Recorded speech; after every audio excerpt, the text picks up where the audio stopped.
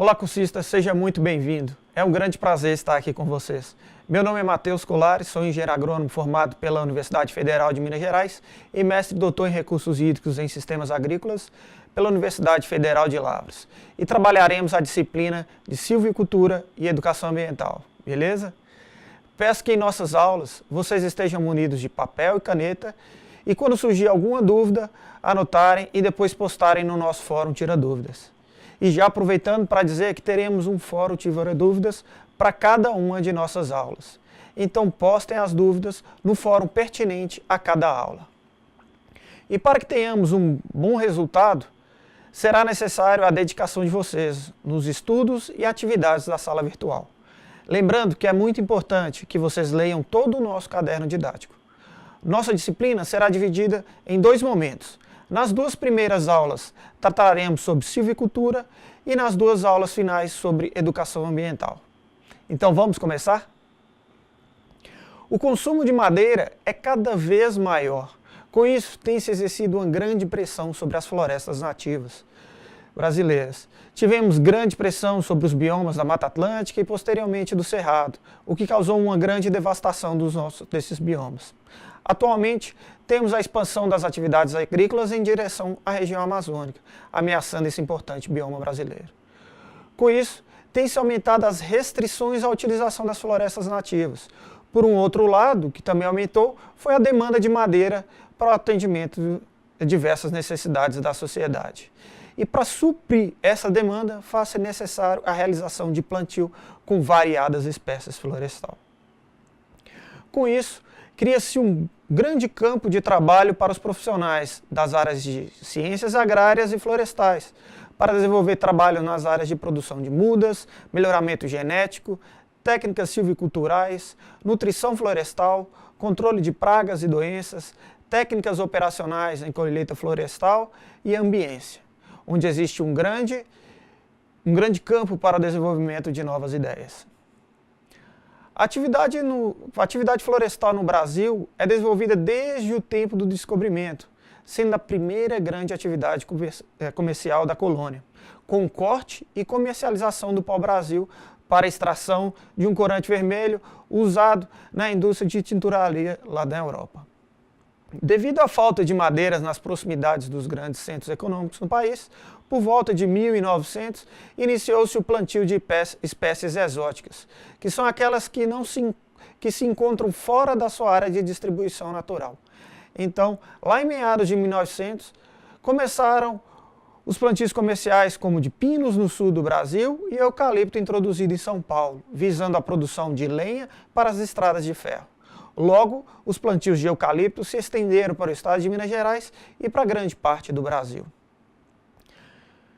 Segundo os dados de 2011 da ABRAF, Associação Brasileira de Produtores de Florestas Plantadas, o Brasil possui uma área territorial de mais de 850 milhões de hectares, sendo que deste, um total de mais de 470 milhões de hectares correspondem à vegetação natural, ou seja, 56% do território nacional é ocupado por vegetação natural.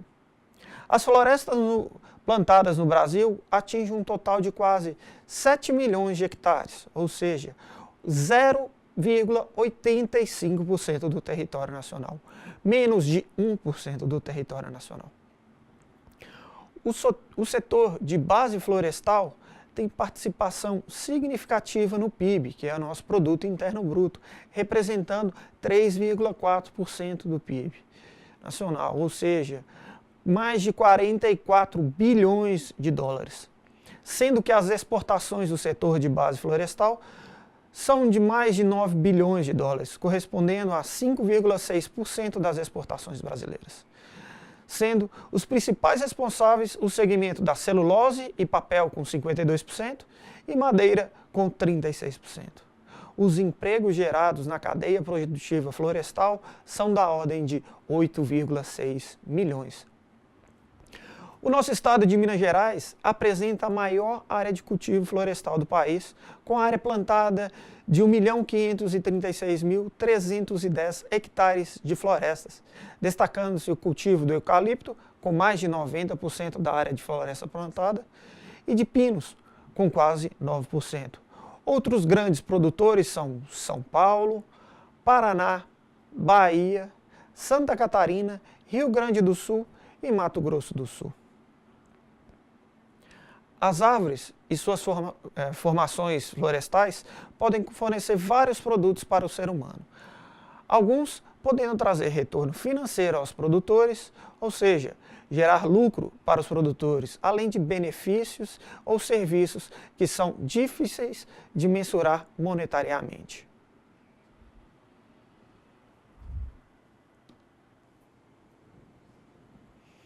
Podemos perceber pela figura que tudo se aproveita em uma árvore, das raízes às folhas. Dentre os produtos que geram valores, destacam-se a própria madeira, que pode ser serrada em painéis ou chapas. Uso para a produção de celulose e papel, produção de carvão vegetal, lenha, postes e mourões, além de produtos florestais não madeireiros, como gomas e resinas, fibras, alimentos, artesanato, dentre outras coisas. Como os benefícios e serviços, mas não menos importante, podemos destacar a produção da bacia, a proteção da bacia hidrográfica, a reciclagem de nutrientes, a redução da poluição do ar, o lazer e a recreação, e as importantes funções das florestas ao clima, além da fixação de carbono e o importante papel na manutenção da biodiversidade. Vamos fazer um plantio florestal e vamos chegar a um importante ponto. Qual espécie florestal nós vamos plantar? Bem, a escolha da espécie florestal a se plantar em um sistema convencional deve-se responder a algumas perguntas. Vamos lá.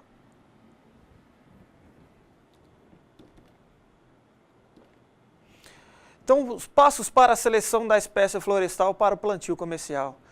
Então, qual a finalidade do plantio? Madeira? Carvão? Como é o clima e o local da região? Estou localizado no semiárido com solo arenoso. Bem, temos conhecimentos silviculturais suficientes sobre a espécie selecionada? Opa, sim, já estudei e busquei especialistas, vocês no caso. Outra pergunta. Qual a produtividade do plantio e a rentabilidade da espécie? Como vou investir muito dinheiro, preciso de alta produtividade e rentabilidade. Então, temos sementes melhoradas ou mudas clonais? Aí eu já não sei. Pensando bem, vou ter que ver isso tudo direitinho. Então, não existe a melhor espécie, e sim a espécie mais adequada para uma determinada situação. Podemos dizer então que o sucesso do projeto começa na escolha da espécie. No Brasil existe uma grande variedade de espécies nativas que podem nos fornecer produtos madeireiros e não madeireiros, como nós já nos falamos. Aí vocês me perguntam, então por que aumentar as áreas de plantio com espécies exóticas? Bem, já é sabido que temos algumas restrições para a prática exploratória das florestas nativas. E podemos aqui abrir um parêntese e dizer que em sistemas de produção florestal extrativista, essa prática é permitida. Mas são situações que se tem o direito do uso da terra e dos recursos naturais associados às regras de manejo, conservação e sustentabilidade.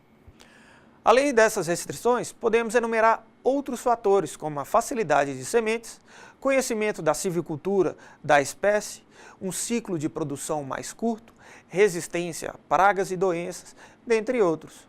Então, devido a esses fatores, deu-se a preferência aos plantios das espécies exóticas. Aqui temos as principais espécies florestais plantadas no Brasil. A primeira da foto é o eucalipto, sendo a principal espécie plantada no país. É uma espécie exótica, originada da Austrália e Oceania, sendo utilizada para diversos fins, onde devemos destacar a produção de celulose e papel, lenha, carvão vegetal, painéis de madeira, postes, mourões, óleos e outras coisas. À sua direita, no caso, É a segunda espécie mais plantada no Brasil, o pinus. Geralmente, utiliza-se as espécies exóticas originadas da América do Norte e Central, sendo muito utilizada para a produção de celulose e papel, madeira serrada, painéis de madeira e resina. Mais à direita está a acácia, espécie exótica originária da Austrália e Tasmânia, plantada com finalidade de produção de tanino, serrados, lenha, painéis de madeira, celulose e papel, dentre outros. Na sequência, temos a seringueira, espécie nativa da região amazônica, produtora de látex, utilizada na fabricação de borracha, utilizada através de sistemas extrativistas na região do norte, onde era nativa, e é plantada de forma comercial em várias regiões do país. O paricá, que é uma espécie nativa da região norte do Brasil, sua madeira é bastante utilizada para a produção de painéis de madeira como compensado e MDF, sendo a espécie nativa mais plantada no país na atualidade. Temos também a teca, uma espécie exótica originária da Ásia, utilizada para o plantio de madeira para serraria. E a araucária, espécie nativa com ocorrência na região sul e sudeste do Brasil, também conhecida como pinheiro do Paraná e pinheiro brasileiro. Possui uma madeira bastante usada para serraria, sendo sua semente bastante utilizada para alimentação. O pinhão. Atualmente temos observado a implantação de outras espécies florestais visando a produção de madeira, como o cedro australiano e o mogno africano, espécies exóticas cultivadas para substituir espécies nativas como o cedro e o mogno. Bem, agora que aprendemos um pouco sobre as principais espécies cultivadas no Brasil, vamos falar sobre o espaçamento. O espaçamento de plantio florestal é a distância existente entre as árvores de uma floresta plantada. Ela vai delimitar o espaço que cada árvore tem para se desenvolver num determinado sítio, um determinado local, sendo definido pela distância entre as linhas de plantio e pela distância entre as plantas.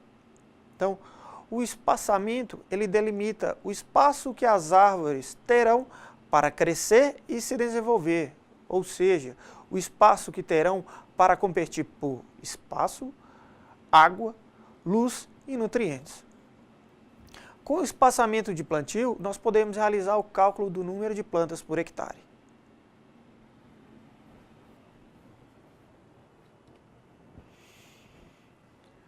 Como exemplo da maneira de se realizar esse cálculo, nós temos o espaçamento de 3 metros entre linhas e 2 metros entre plantas. Esse mesmo exemplo está no caderno didático de vocês. Então, o número de plantas por hectare será calculado da seguinte forma.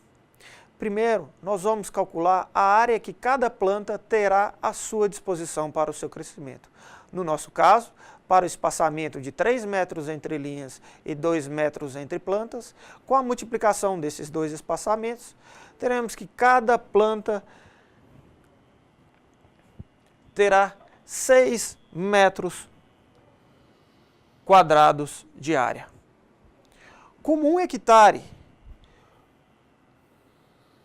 possui 10 mil metros quadrados, então, para o nosso exemplo de 10 mil metros quadrados ou 1 hectare divididos por 6 metros quadrados, que é a área de cada planta, temos arredondando mais ou menos 1.667 plantas em 1 hectare.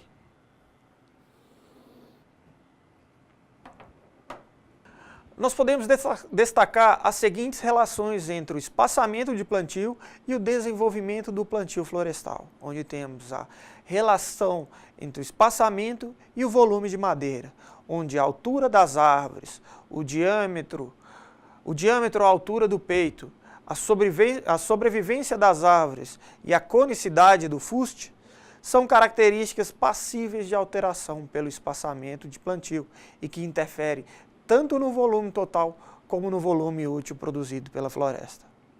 Temos também a relação do espaçamento e a idade de corte. O espaçamento e a idade de corte, na rotação do povoamento, estão intimamente relacionados, ou seja, plantio com espaçamentos menores normalmente exigem ciclos de corte mais curtos, pois a competição entre as plantas ocorre mais precocemente, antecipando a estagnação do crescimento do povoamento. Temos a relação do espaçamento e as práticas culturais. Então, quanto maior o espaçamento, menor o custo de implantação e maior será o custo de manutenção. Na atividade de colheita florestal, a questão do espaçamento pode influenciar no rendimento e escolha dos equipamentos, assim como as atividades mecanizadas podem danificar as cepas e prejudicar a rebrota, isso no caso do eucalipto. A relação do espaçamento e a qualidade da madeira. Em espaçamentos mais amplos, as dimensões das toras são mais favorecidas. O espaçamento influencia na quantidade e no tamanho dos galhos, que vai influenciar na qualidade da madeira pela presença de nós, que vão desvalorizar a madeira para diversas finalidades, sendo necessária a operação de desrama.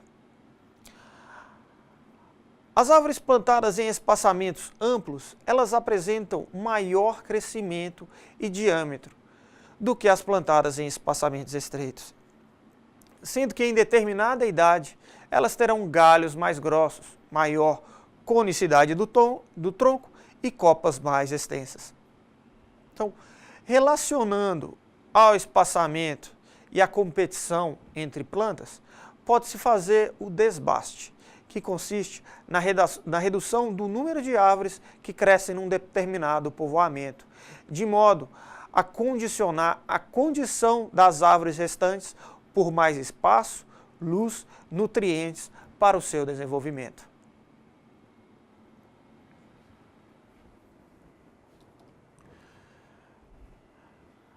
Na figura podemos observar uma maior concorrência por luz e nutrientes em uma mesma área total. E para amenizar ou corrigir ou dar maiores condições de desenvolvimento às árvores, fez um desbaste que em uma mesma área antes ocupada por 3 árvores, ficaram somente 2, gerando uma maior luminosidade, uma maior área de solo para exploração e extração de nutrientes por planta.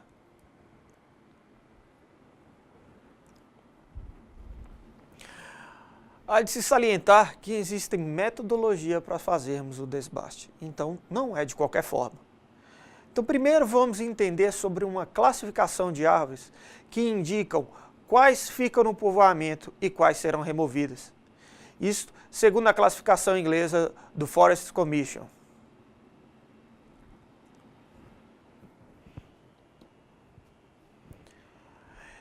Temos que familiarizar com essa imagem, pois nos dará uma boa noção para entendermos o método de desbaste. A árvore A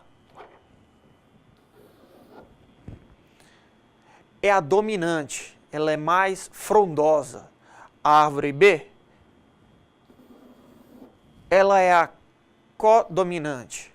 A árvore C é a intermediária ou subdominante. A árvore D, já deu para imaginar que é a dominada. E a árvore E é a árvore morta. Embora existam na literatura vários tipos ou métodos de desbaste, que seja por baixo, pelo alto, seletivo e sistemático, uma classificação simples e aceita mundialmente é a seguinte.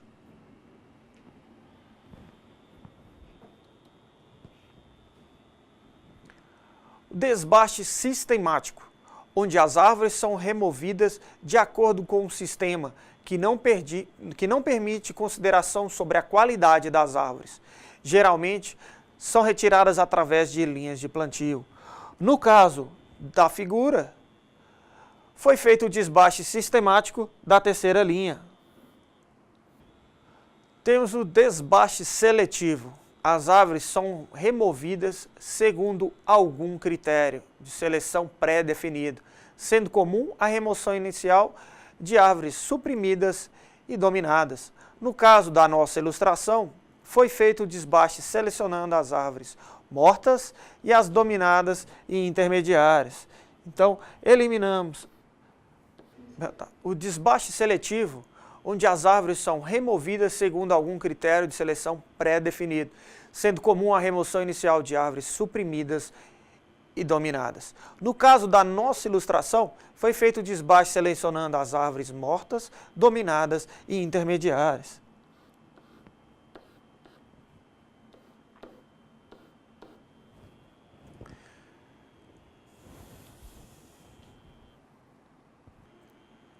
Temos também o desbaste misto, que ocorre quando são utilizados os desbastes sistemáticos e seletivos na mesma operação. Na nossa imagem, exemplo, foi feito o desbaste sistemático da terceira linha e também o desbaste seletivo das árvores dominadas. Então, tivemos o desbaste da terceira linha. Sabendo o espaçamento das árvores, conseguimos calcular o número de plantas por hectare e assim teremos uma noção da quantidade de mudas que precisamos para viver, certo? Tendo em vista que a formação dos povoamentos florestais se utiliza do sistema de autofuste, que é o sistema no qual a regeneração do povoamento se obtém através do plantio de mudas florestais, precisaríamos formar mudas.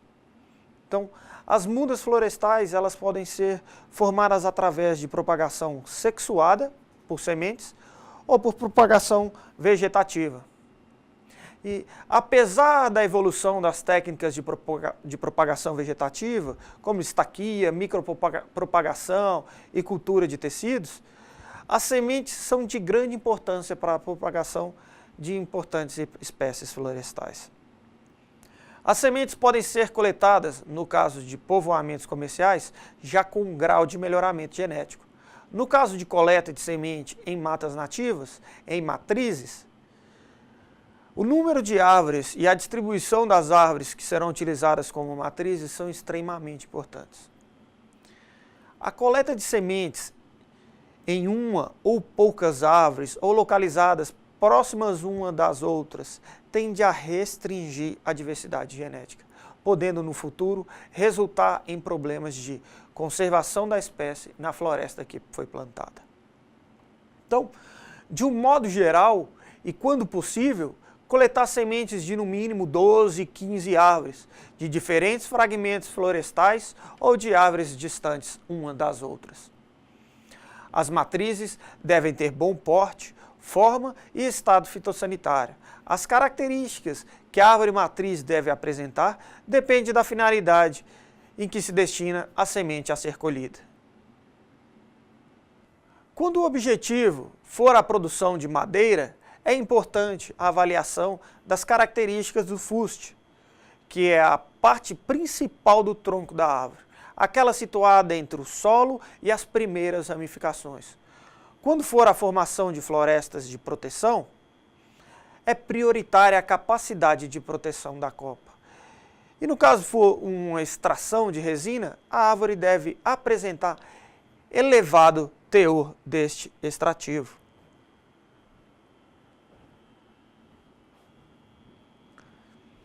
Interessante. Então, a seleção de árvores superiores deve basear-se nos seguintes parâmetros: vigor, ritmo de crescimento, porte, forma do tronco, forma da copa, as ramificações e a produção de sementes. Lá no nosso caderno didático explica bem sobre os métodos de coleta e a metodologia para garantir a qualidade das sementes coletadas. A propagação vegetativa é de grande importância quando se deseja multiplicar um genótipo que apresenta características superiores às quais se perdem quando propagadas por sementes. Preste bem atenção agora. Cada planta, individualmente produzida por meio vegetativo, é, na maioria das vezes, geneticamente idêntica à planta-mãe. sendo este o motivo para usarmos a propagação vegetativa. Entre os inúmeros meios de propagação vegetativa, os que mais interessam à ciência florestal são a mergulhia, a enxertia, a estaquia e cultura de tecidos ou a micropropagação. Na reprodução por estaquia, há 4 fases que se pode distinguir, iniciando com a produção dos brotos, seguida da preparação da estaca e do meio de crescimento, e um terceiro, o enraizamento e, por fim, a aclimatação das mudas. Dentre os vários tipos de estacas existentes, a foliar, estaca caulinar e estaca radicular são as mais utilizadas na propagação de plantas por estaquia, sendo a estaca caulinar de uso bastante difundido no setor florestal brasileiro, sendo atualmente a base para a produção de mudas clonais de eucalipto, que, relembrando, é a espécie com maior área plantada no Brasil.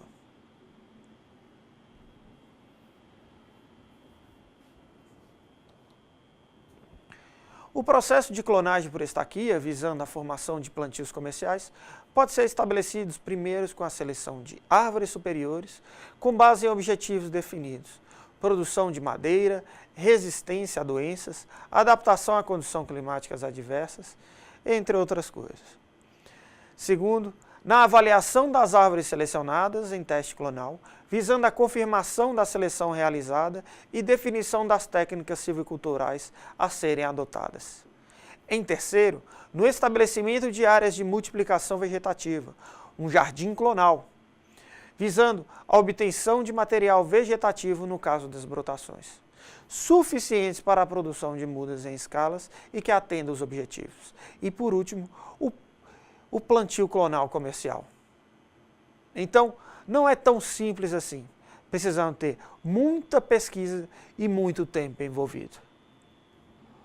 O nosso próximo item, vamos falar sobre os viveiros florestais. Então, entende-se por viveiro florestal um determinado local onde são concentradas todas as atividades de produção das mudas florestais, que com relação à duração são classificados em viveiros provisórios, ou temporários, volantes, que são aqueles que visam a produção restrita, localizam-se próximos às áreas de plantio e possuem instalações de baixo custo. Temos também os viveiros permanentes, que são centrais ou fixos, são aqueles que geralmente ocupam uma maior superfície, fornecem mudas para uma ampla região e possuem instalações definitivas com excelente localização. Então, requerendo assim um melhor planejamento. E para obter um alto índice de sobrevivência das mudas após o plantio em campo, as mudas devem apresentar 2 características importantes: sanidade e alto grau de resistência. A sanidade, lá pelo preparo dos substratos, nutrição, controle de pragas e doenças, além da dança e poda das mudas.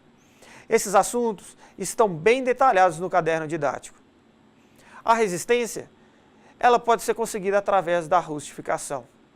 Existem diversos procedimentos que podem ser adotados para se obter a rustificação, sendo a movimentação das mudas no viveiro através das danças, das remoções, das seleções e das classificações de aclimatação e o corte gradual da irrigação no período que antecede o plantio são os procedimentos mais usados devido aos seus custos e praticidade. Então, para a expedição das mudas para o campo, as mesmas devem ser selecionadas em lotes, procurando padronizar a idade e o tamanho das mudas. No transporte, as mudas devem ser protegidas por lonas ou outro tipo de cobertura, de forma a evitar danos pelo vento, chuva e calor. E se tomarmos esses cuidados, as mudas estarão prontas para o plantio. E é por essa parte que começaremos a nossa próxima aula. E com isso encerramos os assuntos da nossa primeira videoaula. Espero que vocês tenham gostado e que tenham absorvido ao menos um pouco do que vimos aqui hoje. Lembre-se de acessar a sala virtual, participar dos fóruns e postar as suas dúvidas. E não se esqueçam dos estudos do caderno didático. Muito importante isso. Por hoje é isso. Ótimos estudos e até a próxima semana.